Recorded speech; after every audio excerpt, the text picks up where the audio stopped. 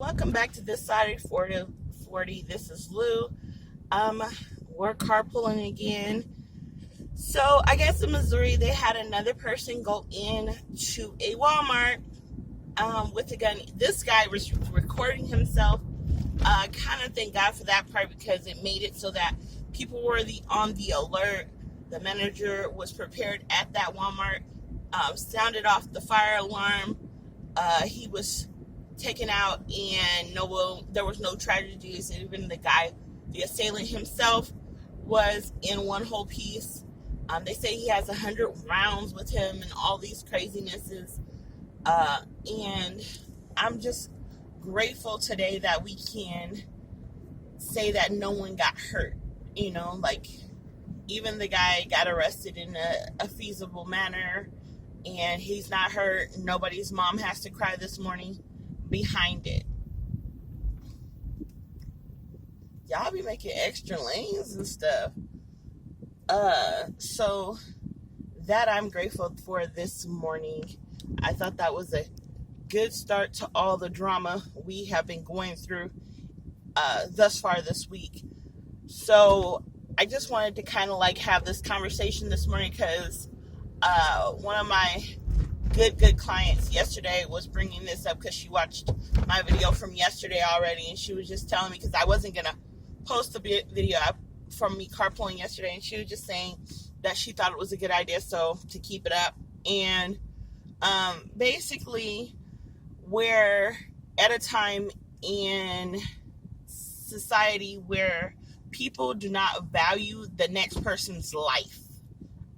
That's basically how I'm seeing it. I don't think this is one side or another. People are not valuing the next person's life.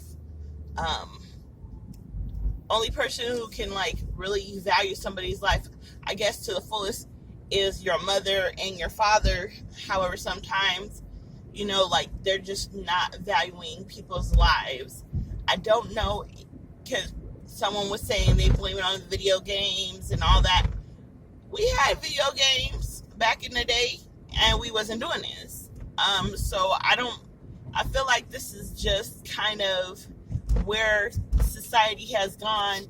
You can't say anything to children anymore half the time because, you're hurting their feelings, or everybody gets a prize for doing not a darn thing.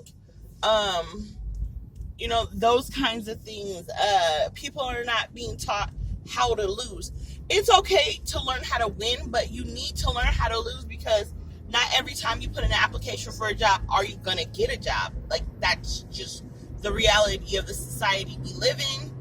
And you have to be taught how to win and to lose, so that when you don't get a perfect result every time, that you're prepared for those bad times. I just wholeheartedly, I used to play games with my kids, and I used to tell them that there's nothing worse than a sport. And not every time are you going to get an A. I have one of my children who's obsessed with having the perfect grades. She's not missing no days of school. She's got to have the perfect grades. Even her hair, everything about her, she's for perfection. But at the same time, I had to tell her that sometimes we lose. Sometimes we don't get straight A's. Sometimes we have to take a B or a C, and even sometimes a D, just because that is what we put into it. And we cannot expect a perfect result every time. You can't account for how the next person feels or values or views you.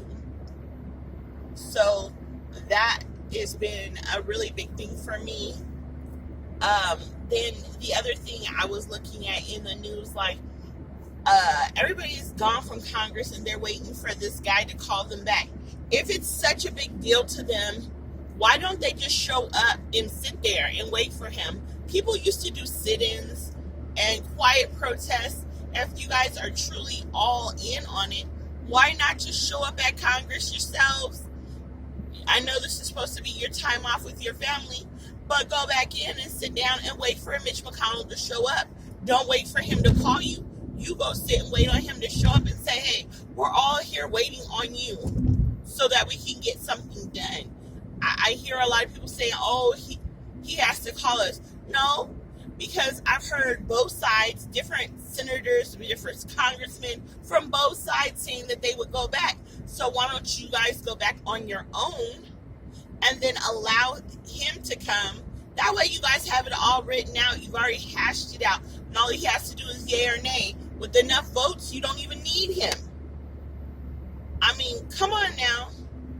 Then the other thing that I was looking at is, I don't know if anybody else is paying attention, but prices on everything are going up, right? So I was just sitting here and I was saying, because one of our clients was complaining about our prices where I work going up.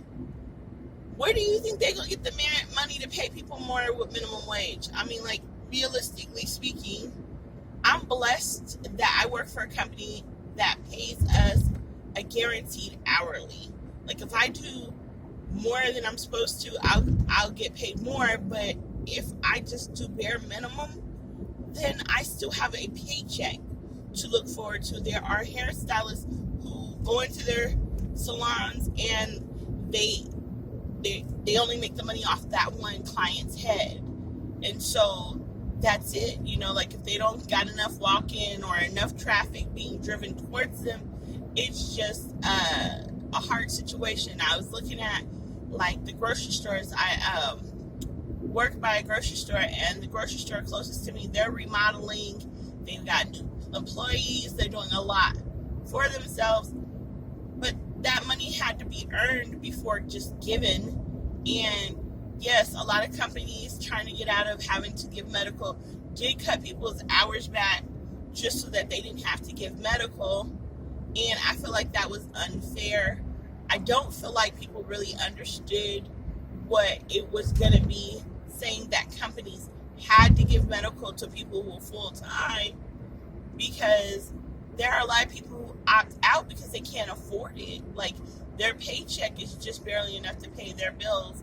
I have quite a few clients, and I live in, like, I work in a, like, I want to say a upper middle class area. There's some middle class people over here, but upper middle class, and they are always, like, trying to save their pennies because everything's constantly going up. I think one of the girls and I were talking about property, how house prices have gone up, how property has gone up here in Arizona.